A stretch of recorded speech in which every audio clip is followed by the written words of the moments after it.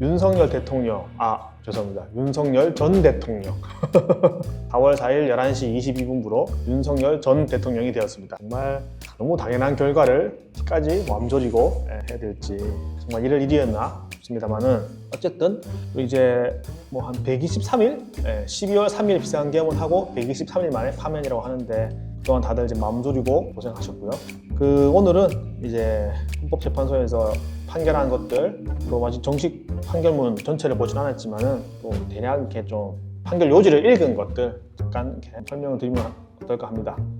이제 선고를 시작하고 처음에 이제 적법 요건을 따졌죠. 그래서 이 적법 요건을 따지는 이유가 적법하지 않으면은 각하가 되면은 볼 것 없이 안녕이기 때문에 먼저 우리가 이 사건을 펼쳐볼 만한 일인가를 살핍니다. 그래서 윤석열 대통령 측에서는 계엄이 불과 몇 시간 안 됐기 때문에 뭐 이거는 할 게 아니다 라고 했지만은 일단은 계엄이 발생했기 때문에 불과 뭐 몇 시간이더라도 뭐 2시간이더라도 이미 발생한 사건을 되돌릴 수 없기 때문에 탄핵의 요건이 있다.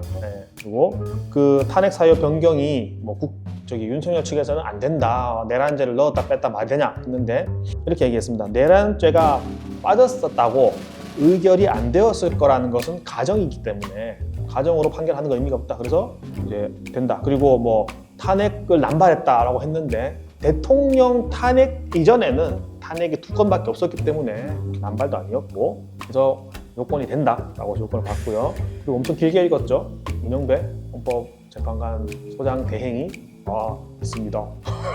있습니다. 이렇게 하여튼 되게 AI처럼 읽으셨던데 약간 다들 좀 되게 안타까워했습니다. 이게 말 그대로 역사의 영구히 박제되는 건데 문영배 AI로 박제가 되는 모습을 보고 저도 너무 안타까웠는데요. 뭐 어쩔 수 없죠. 그분도 이런 걸 예상하고 근데 자꾸 이렇게 헌재 결과가 좋아서 그런지 자꾸 웃음이 나네요. 하여튼 뭐 계엄 선포 관련해서는 법문이 명확히 나와 있잖아요. 전시사변 또는 이에 준하는 비상사태 뭐 이런 건데 아니었잖아요. 그것은 너도 알고 나도 알고 헌법재판관도 알고 그렇기 때문에 뭐 중대한 위기가 아니다. 피청구인 측의 주장에 따르면 안 좋은 법안을 발의하는데 그거는 이제 충분히 거부권을 막아주지 않느냐.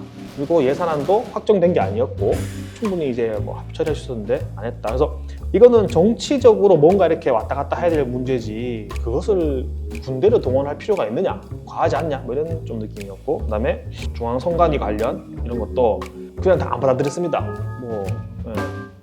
보안 취합범 조치했고 사전 투표한 뭐 CCTV 공개하고 있고 개표 뭐 수검표하고 다 했는데 뭐 또 뭐가 필요해? 이런 느낌이고 그다음에 병력을 동원해서 해결할 문제가 아니다라고 계속 얘기하고 있었고요. 그다음에 비상계엄 실체적 요건을 얘기한 거죠까지 계속 이렇게 국경을 동원한 거는 문제가 있다. 그다음에 이제 절차적 요건에 대해서 얘기를 했는데 국무회의 심의를 거쳐야 하는데 이게 옳게 된 국무회의라고 할 수 있는가에 대해서 헌법재판관들은 아니다라고 판단을 했습니다. 그리고 국회에 통고도 하지 않았고 뭐 하여튼 이런 점도 절차도 위반했다. 그리고 국회에 군경을 투입한 것이 실제로 이제 군대가 투입이 됐죠. 국회에 들어갔고 그다음에 뭐 여러 가지 쭉 얘기를 했지만은 제가 약간 인상 깊었던 내용은 국군의 정치적 중립을 침해했다라고 윤석열이 너의 명령으로 국군의 정치적 중립이 침해됐다라고 윤석열 대통령에게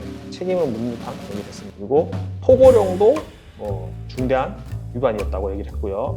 선관위 관련해서도 왜 갔냐 이렇게 법관을 왜 잡으러 갔느냐 얘기도 했었고 그다음에 이제 사실 제가 여기까지 들었을 때는 절차적 하자는 다 나왔고 이제 사안의 심각성 파면을 할 만큼 중대한 이유만 있으면 되겠다 싶었는데 보면은 하여튼 중대하다라고 했습니다. 근데 이제 그 사이에 약간 이제 민주당 야당에 대해서 이들도 좀 잘못하지 않았냐, 좀 잘하지, 왜 친하게 지내지, 왜 싸우고 그래, 약간 이런 느낌으로 했고 그다음에 윤석열한테 아무리 야당이 그렇게 하더라도 네가 그러면 안 되지 식으로 얘기했습니다. 그러면서 이제 했던 얘기가 피청구인을 파면함으로써 얻는 이익이 대통령 파면에 따른 국가적 손실을 압도한다. 그래서 재판관 전원의 일치된 의견으로 주문을 선고합니다. 그래서 저쪽 파면한다라고 했죠. 저는 이 판단이 정말 지극히 당연한, 의심할 여지 없는 너무나 당연한 결정이었고, 다만 이제 헌재에서 조금 정치적인 판단을 했다고 여겨지는 것이 선고를 조금 이제 늦춘 것.